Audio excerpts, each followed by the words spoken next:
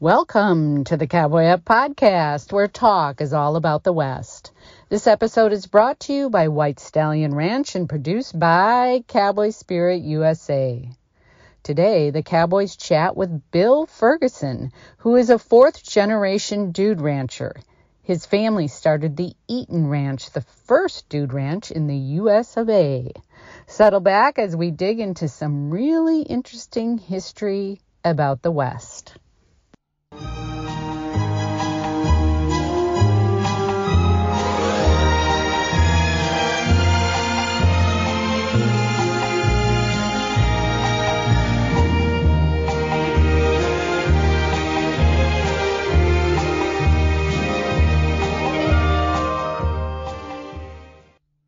Well, Alan, how are you? I'm always glad to be here. I'll tell you that every week, but it's always true. Yeah, never stop saying that. It's always good. You know, the Cactus Cowgirls were here and they wanted to see you, but that didn't work out this time. So we'll get them next time. We'll get up some pent-up demand. And There are not a lot of women want to see me, so write that down in bold letters. They were lined up. And then they got me and they were sad, but it's the way it goes. So we're really lucky because Bill Ferguson, fourth-generation member of America's first dude ranch, the Eaton Ranch, is here staying as guest. And we go back a bit with some history, and I'm not fourth generation, but I've got a fourth-generation grandson, so we're following in the footsteps far behind. But Bill is a former DRA, Dude Ranch Association president. He was there early on, early for us when we came into the association. And it's just his family is just dude ranching personified. But they also do stuff like you like to hear about, run some cows around out on the range. I can't wait to hear some stories about that. So welcome to have you. We're really happy to have you, Bill. Tell us, let's do the family tree. Eaton's is the first dude ranch. Comes into the Medora area, the Dakota Territory, 1870s. Howard was the lead brother. Willis and Alden followed him in. And 1892, they get talked into accepting money from their visitors.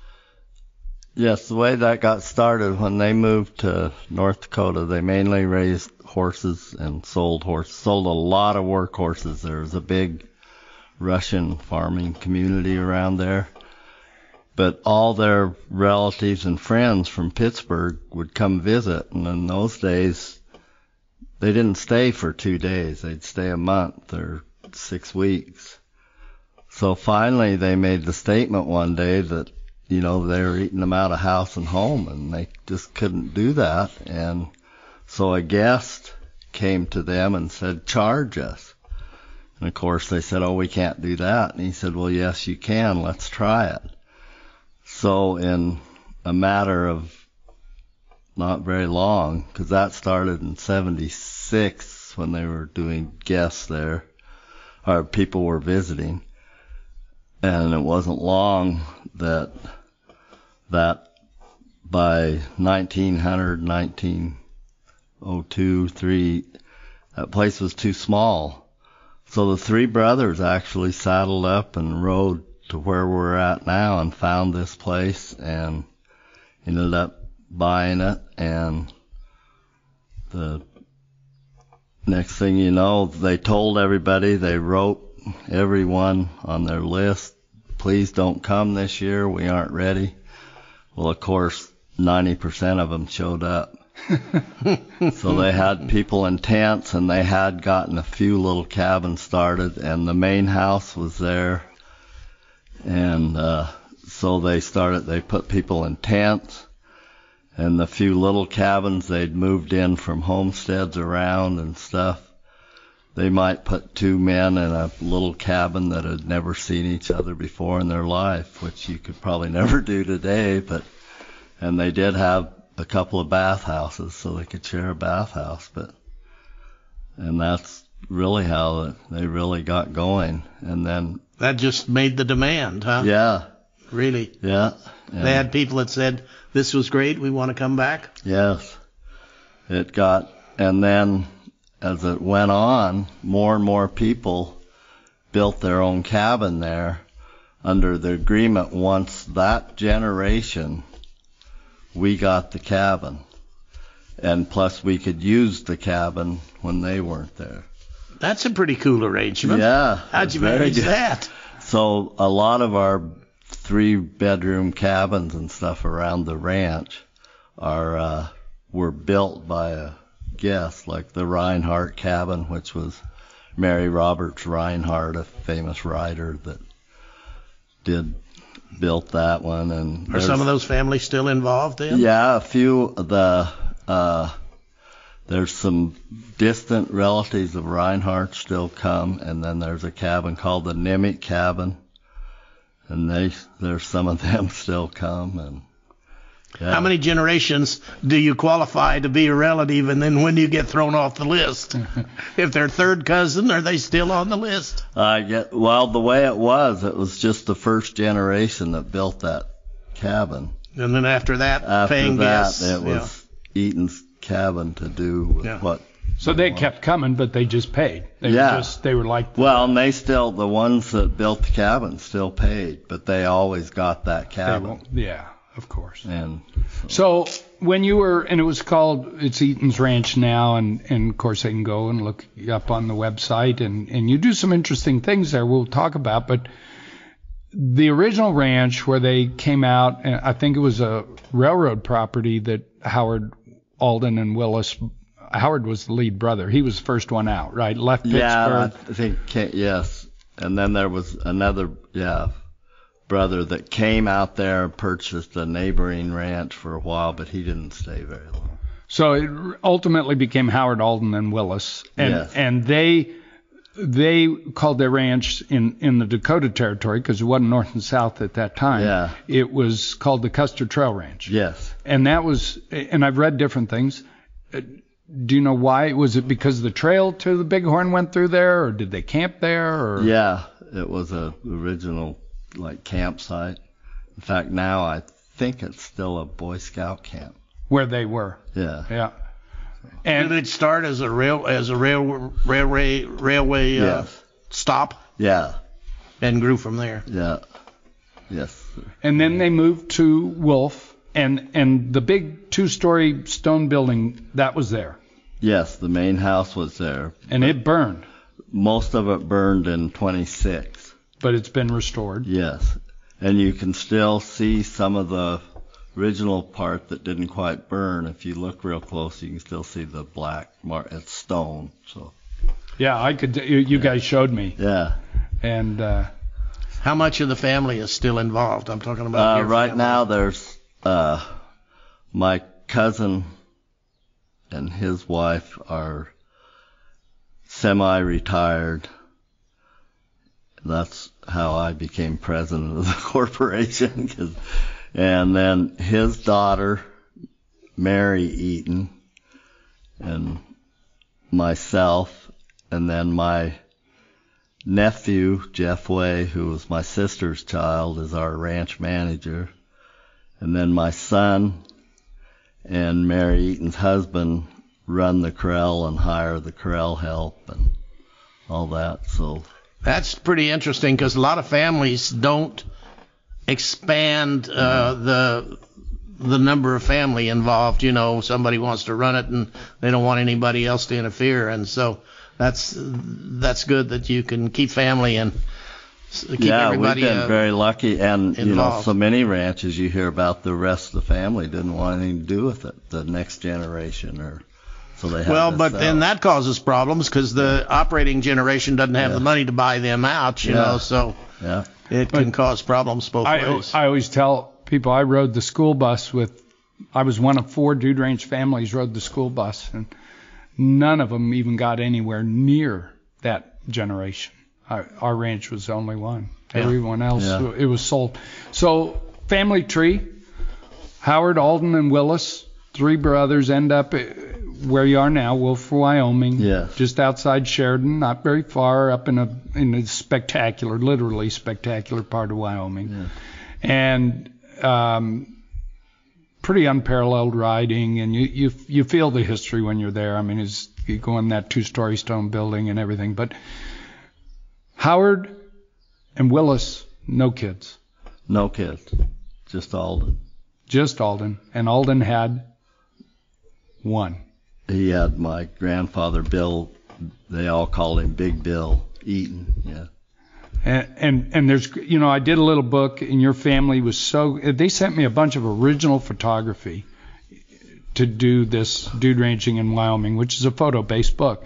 And so I had all this great Eaton's Ranch photography, and there's great photos of Big Bill roping multiple horses. Yeah, they used to, out on the lawn, they'd have little rodeos, and one of the things that they always did after he'd get 5 or 6 cowboys to ride side by side and come galloping by and roping. Did you have a herd of wild horses there on the ranch? No. You didn't? No. You had to go buy the tough ones. Yeah, we always, my grandfather, always had a string of bucking horses. And he was very involved in the Sheridan Wyo rodeo for years. In fact, he is the arena director from 27 to 57, I think. Yeah, and that's one of the big rodeos. That's one of the big now good ones. Yeah. Then it was a big amateur rodeo, and you look in the old programs, he always had a bunch of bucking horses there and everything. So does your generation still involved with that? We still, like my cousin was the arena director for quite a few years at the rodeo, and I helped with it for years and was on the board for a while. But we still take guests in there when they come, but it's gotten so big that we have to get a bunch of tickets early because if not, it's sold out. So. Yeah, it's like Tucson just had their rodeo, and we take guests down there, and we got to get the tickets. It was a sellout this year for the final year. So Big Bill, only son, second generation out of the 3 brothers, because there were other siblings elsewhere, because you all came from Pittsburgh originally. Yes. So Big Bill has 2 kids. Yes. My mother and my uncle, which was Bill Eaton Jr. My mother was Nancy Eaton, who later became Nancy Ferguson, and then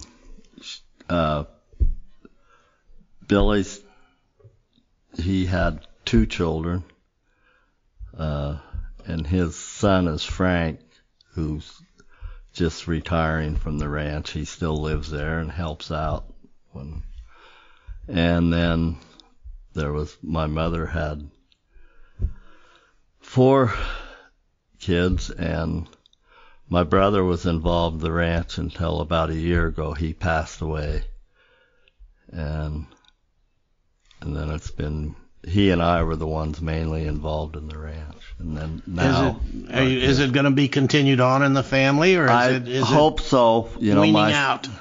My daughter has moved back to Sheridan. She's an attorney, so of course she does a lot of work for the ranch, and she's pretty involved in the ranch. And in fact, we put her husband on the board of the Eaton brothers not very long ago. So hopefully I think their kids, they're still pretty little, but my son and daughter are both very interested in keeping it going. And then enough to be employed by the ranch? Yes, I think so. Yeah. And Will, these guys are up to all kinds of stuff. So Will does auctioneering, and they do rodeo stuff, and he puts on. He's a great auctioneer. So that's how you got. He suckered you into buying the trip here, and so he does our charity auction at our convention every year. And he's just he was a school teacher for a while, and taught school for a while. He's just, you guys are, and he's big team roper. Yeah, and then he does that wrangler training, so he's already got 2 or 3 things lined up, and one ranch in Montana will bring in 3 or 4 ranches close by. So he's one of, I think there's 4 of us. I'm one. Yeah. Will and Lauren, and I think there's 1 or 2 others that are trainers, and we do Wrangler and ranch trainings for the Dude Ranchers Association and the foundation. And, of course, Amanda, your daughter, was head of our foundation, which is a 501c3, does scholarships and heritage, has the museum in Cody. And she was head of that, and her kids are kind of keeping her busy, and she's got a lot of other stuff. So she stepped down from that. But she and her mother before that have had a huge role in our foundation. So you guys are in all kinds of stuff. So Nancy, your mother, she was in Dude Ranch Days, great documentary, PBS documentary, and we got her while she was still with us, and she was kind of one of the stars. Mom was, and Dad both were always very involved in the association, and Dad was president. And back in the days, they had a lady president besides the president. I didn't know that. And Mom was the women's. They'd always have like the convention, a separate meeting, and they plan. Like I can remember one of the big things they used to plan, and when they came to Sheridan that time, Mom was very involved.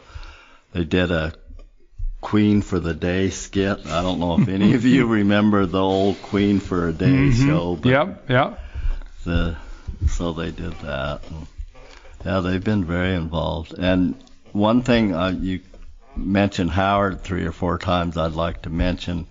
Howard, mainly what he did was take pack trips through Yellowstone Park every year.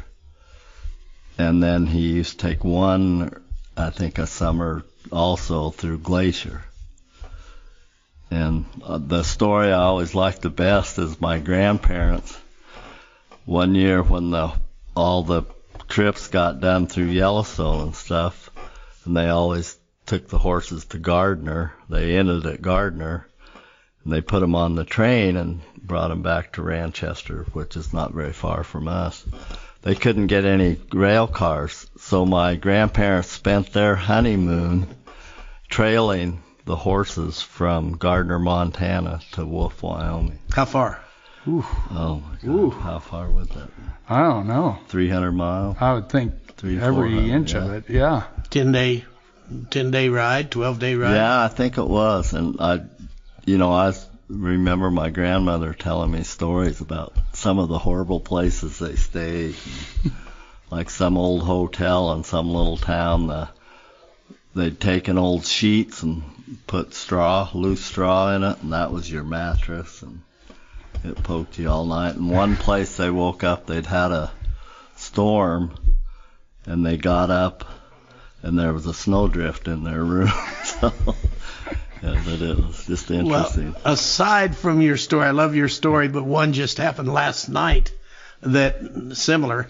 The little town of Duncan, where I'm from, there was the Simpson Hotel. Somebody built the hotel before I was born.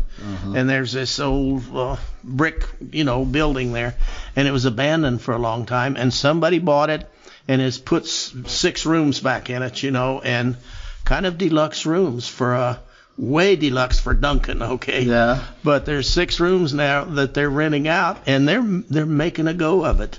Yeah, it's amazing. And my son went over there and rented a room and was telling me it was just a kick to be in Duncan, good old Duncan, and the Duncan Mercantile, which was the center of town, is right across the street from it, has been abandoned for years, and somebody bought that, and now it's a kind of a general store, hardware store, general store, and doing fine. So cool. I was just really tickled to hear of a little town that's just a bump in the road, kind of making a resurrection. Yeah, well, that's one thing I admire about Russell. He's in Old Town, is he? Well, no, he goes around and he's gotten these dude ranches that I knew of and had been to that were just floundering, closing down. Yeah. The people that sold them, and then whoever bought them didn't want them, and he's going around Utica up at Circle Bar. Or Utica, Russell, Montana. When you look at one of those, do you look at the value of the land, or do you look at the base of the clients, or how do you evaluate something like that? Not the base of clients, because with only really we're going into Blackwater Creek outside Cody now. That's the only one. That'll be the first time that we buy a base of business. So you'll take over their list of and clients. It's not huge, but it's important. Yeah. But every other ranch we took out of foreclosure or closed. We're talking about Utica, which is Circle Bar. They'd been closed 13 years, so there was no. So it's the land or the infrastructure, the history. It's a combination of those things, So, but anyway, we've gone over time. Lynn's poking me, and we got to take a break. Thank you very much, gentlemen cowboys. Truly, you are men of the Western Range, and we love to hear your stories.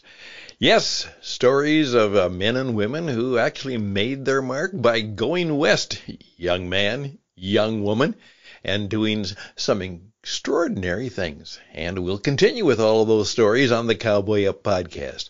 Hey, thank you for tuning in to the Cowboy Up Podcast. My name is Stan Houston. I'm the one who gets the privilege of putting this program together on the Cowboy Spirit USA. And we want to remind you that we have other new podcasts that are now right on this Western range of radio too. So please keep in mind our friend Stuart, who is at the Tucson Book Festival today, is putting together with Bob Bosbell, the editor of True West Magazine, 2 new podcasts, and they're well on their way to come your way. That's right. We've posted the first 2 episodes of each one, so here we go. If you're interested in the story of young men who grew up on Route 66, you'll love Two-Lane Tales, the 66 Kids. So check that out on your podcast place, and you'll find an entertaining segment of stories there. And, of course, from Tombstone, Arizona, Tales of Old Tombstone, our friend Stuart is putting that together, and with a number of people who love both the lore, legend, and the true history of Tombstone, and the people who sponsor Tombstone Monument Ranch. That story is all for you. Tales of Old Tombstone. So why don't you, as well as you're enjoying this Western adventure, check those 2 new programs out and share them with others. If you do, we would be grateful.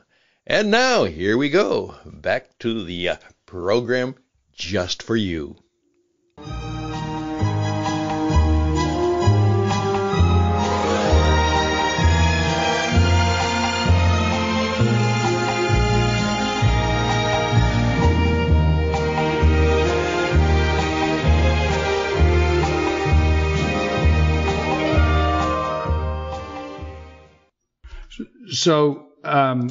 So we kind of got a little distracted on the family tree.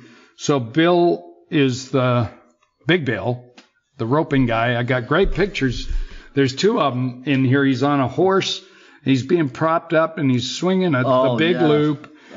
And then there's the picture of him. It looks like there's 6. There may be 6. They said the most he ever did was 8. But. Yeah, it was a bunch. Anyway, the really great pictures. Thanks to you guys for getting them to me. Pictures of the pool. There's a great picture with Alden, Bill, and Willis. And of course, Bill is Big Bill. 1, 2, 3, 4, 5, 6, right there. Oh yeah, yeah. So anyway, so Big Bill's your granddad, Nancy, your mother, your dad, Tom. Talk about him a little bit. Oh, my dad was born in Kirby, Montana on a ranch. And cow outfit. Yeah, cow outfit. And then as he grew up, he always helped out at the ranch, but he also worked different places. Well, he ended up getting a job at Tanca Verde in Tucson, the first dude ranch he'd ever had anything to do with. And the day he got there, they fired the head wrangler. So he asked Kay Converse at the time, who she and Jim owned the ranch, who was going to be corral boss. And they said, "You are." And Dad said, "Well, I've never done anything with dudes. I don't know." But anyway, he did it, and he came back for 3 more years and did it. And I think he loved it. And then he worked at a Rapid Creek Dude Ranch that's not too far from where we're at, that's long gone, but 3 or 4 summers. So Jim Converse buys the ranch in the 20s from, Emilio, his name just escaped me, but the original homesteader, homesteaded 1868. He died. His son took over. Jim Converse he's a colorful character, Jim. Went to prison for a while. Yes. Shot a guy by accident, and everybody kind of thought it was by a mistake, but nonetheless, the guy was dead. Yeah. And so Jim went to prison for 6 or 8 years, I forget which. But your family had some run-ins. Yeah, they were good friends from then on. Jim used to come visit us.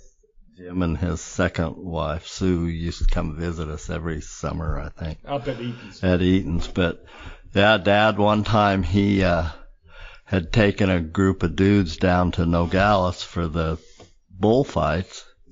And he came in and took them back to their cabin, and as he's driving back to wherever he had to park the car, Jim's out there and thinks he's some escapee from somewhere and starts shooting at him and put like 4 holes in the ranch car. But they stayed great friends. And then one time, in spite of the shooting. Yeah. And then the other time he was showing Dad some knife trick he could do, and he ended up stabbing my dad in the stomach. But they remained great friends. So, Jim was quite the character. I think there was some whiskey involved. Yeah. So Jim Converse, it's interesting because Jim had a role in another great Dude Ranch family, which ended up being one of the founding members of DRA, and that was Ernie Miller, Ernie and Grace. Yeah. And Ernie was down. He had the ranch in Montana, Elkhorn Ranch in Montana. He's out. He knew Jim probably through just the business, and he's out taking pictures and hunting in the Altar Valley. Said, "Wow, this is beautiful out here, and I should have a dude ranch." And Jim said, "Go up there and buy Fresno Mountain Boys School. It's been closed for years." And he went and bought it, and Elkhorn Ranch South came, and it was all because of Jim Converse, and a fascinating guy. Everything I've read about him. And Eaton's Ranch, you dabbled in Arizona for a while. Yeah, we way before my time, but it was my mom's high school years, I think, and maybe late grade school. She and her brother both went to school in Sedona but they had a ranch up by Montezuma Well, and I think it's like a Boy Scout or something now. It was near that Rimrock area. Well, in fact, it was called Rimrock Ranch. Right. And they decided it got to be too much trouble to go back and forth, and so they sold out to some guests. And then in the later years, when they sold out, and her husband died, Honora Slagle, she came to the ranch every summer and was like a hostess for us. No kidding. Yeah. No kidding. So Howard certainly became a friend of Theodore Roosevelt's. Yeah, Theodore was their neighbor in Medora. At the Maltese Cross. Yeah. And how far were those? They were neighbors as ranches go, right? Yeah, they were right.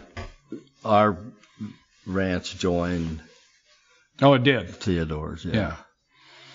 And Theodore went on, I don't know, at least a couple of trips with Howard through the park, and I think Glacier also.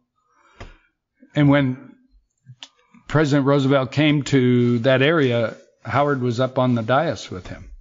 Yes.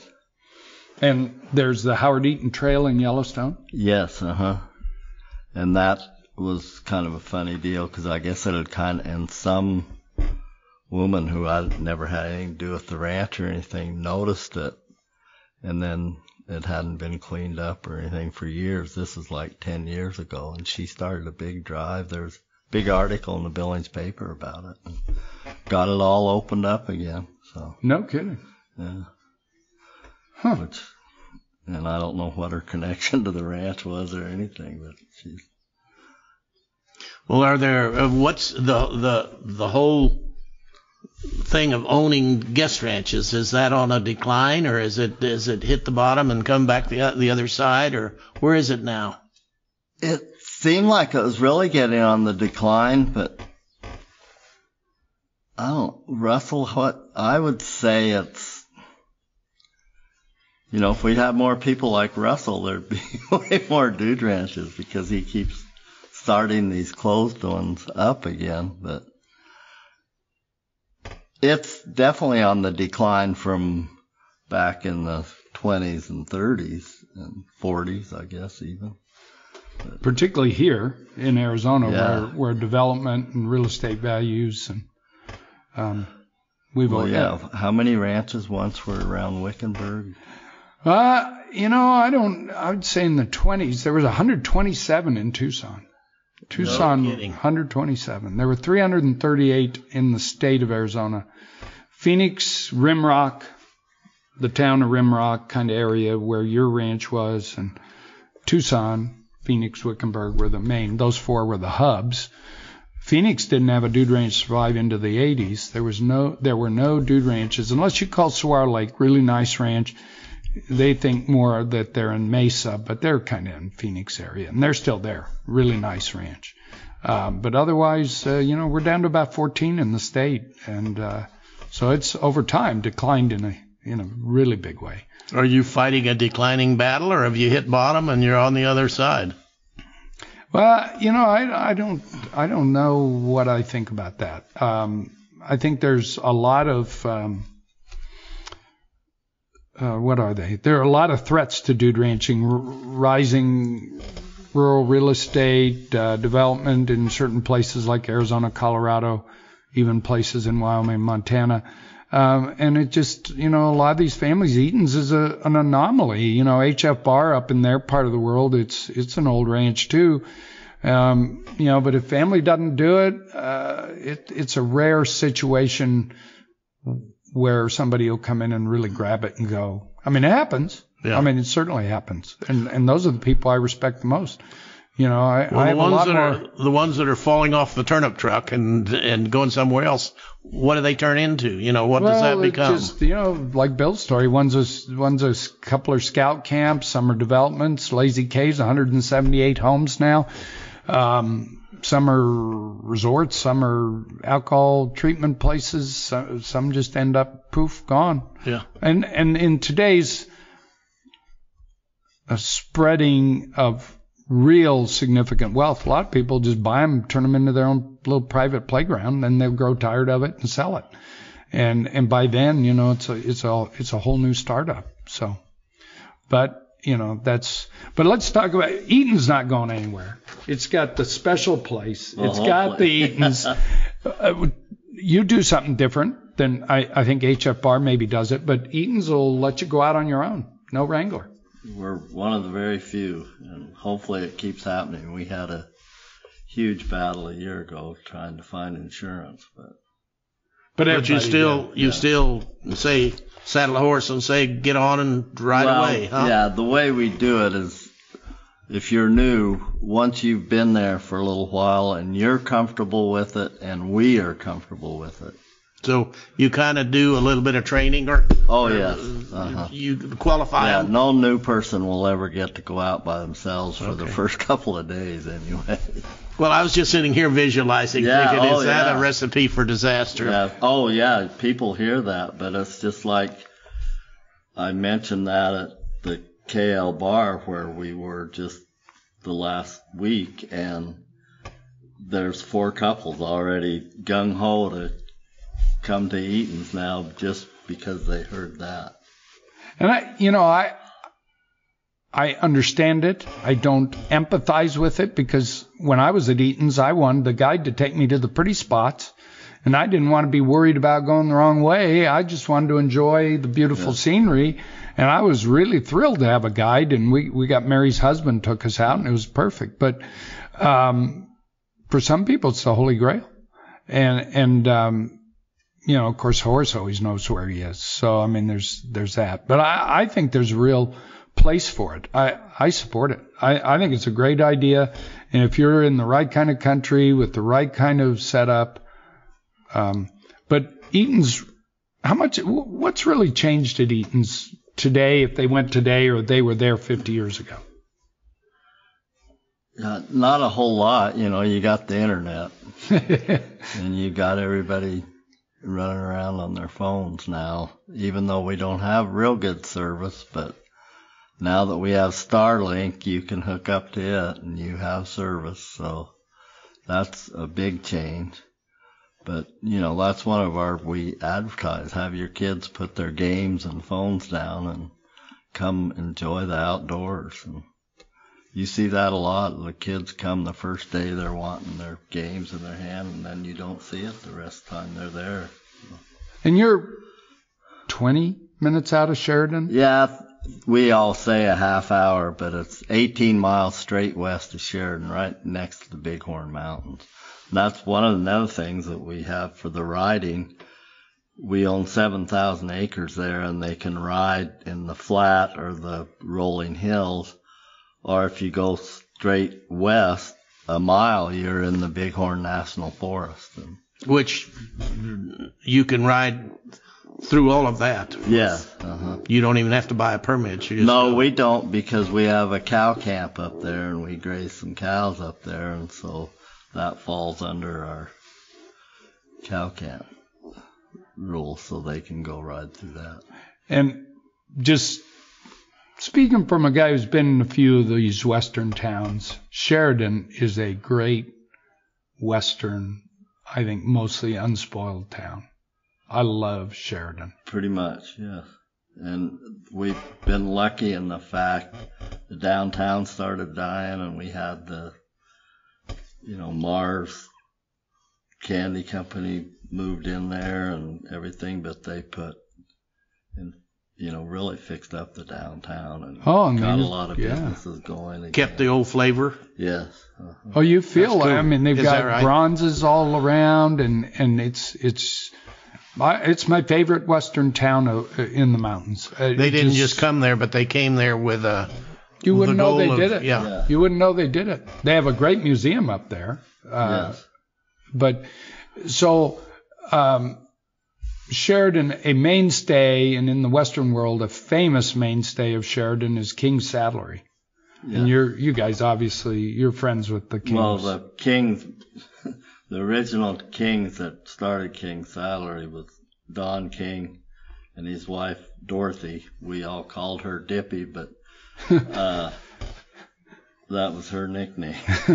And she was from Fargo and a guest, and Don worked at our ranch, and they got married. And there's a lot of people around Sheridan that met at Eaton's, and ended up staying around that area. And King's Saddlery is known for the Sheridan tooling style. Yeah, Don King invented they call it the Sheridan stamp that he invented. And he was a very well known, they put him in the Hall of Fame for saddle makers. Saddles and spurs and all leather stuff. Yeah. And now they're big into ropes, and then they just have they've expanded their store, and then they have a museum in there, and they have a whole section, of course, on us, up in their museum and other ranches around, and I don't know how many saddles he has. Oh, it's unreal. It's got to be one of the biggest saddle collections. Because I gave him one that a dude had given me, the old Ernst saddlery he had made. And then I tried to give him the one that Don made my father in 1946.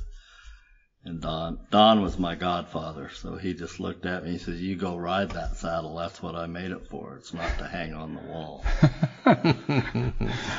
So, absolutely, we're seeing King's Saddlery, and they were the first to brand these ropes that we use in rodeos. I mean, it was because I remember getting ropes out of coils in feed stores, and then all of a sudden King ropes showed up, and it became, you got to have a King rope. So they've they've made themselves big out of a pretty small town, Sheridan, Wyoming. So, well, we've kind of run out of time, but what's your website? Eaton's? Just eatonsranch.com. eatonsranch.com, and all the info's there. And you ride the same trails, and you do the same thing, and you get great food, and that really, it's just a special experience in the dining room there, and to walk around, and it is some of the prettiest riding. So eatonsranch.com. Thank you so much, Bill. Great to talk with you, Bill.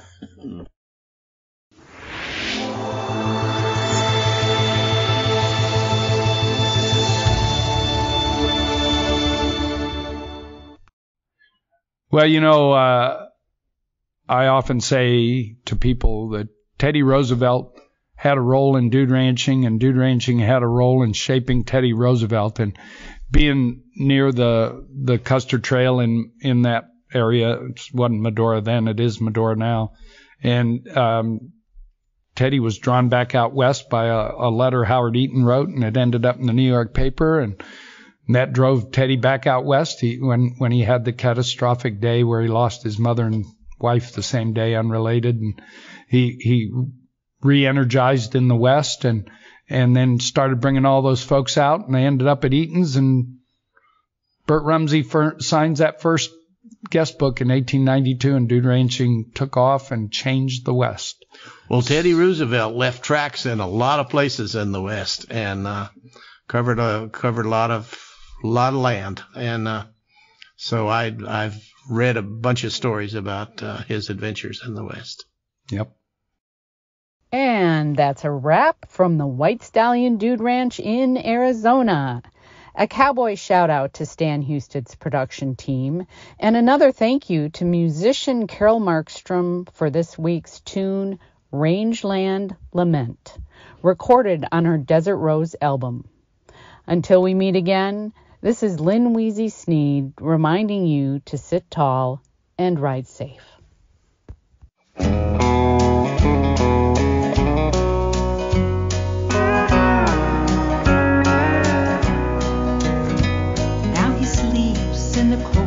Quiet grassland where he used to ride handsome and free, just a cowboy who worked for his wages, and on Sundays came calling for me.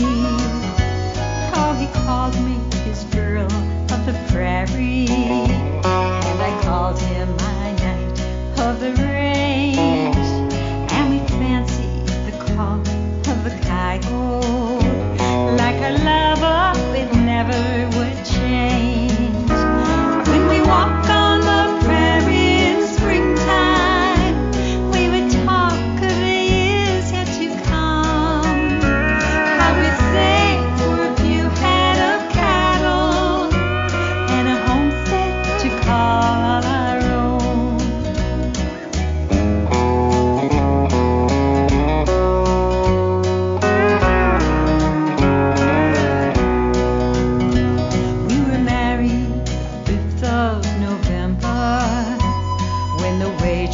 Was done for the fall, and we filed for our land in December. Plus a brand we could hang on the wall.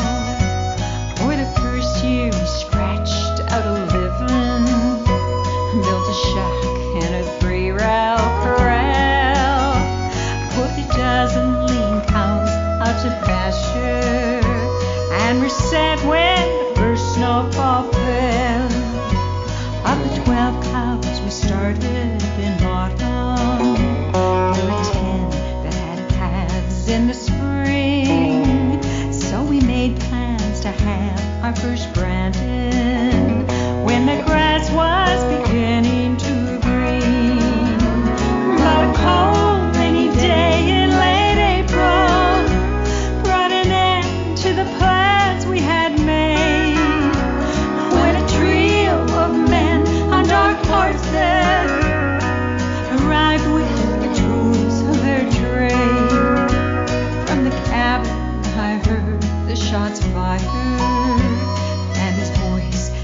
called me in vain. 3 men in dark hats and dark slickers rode away in the cold April rain. Now the months have gone by and our cattle have been marked with the big outfits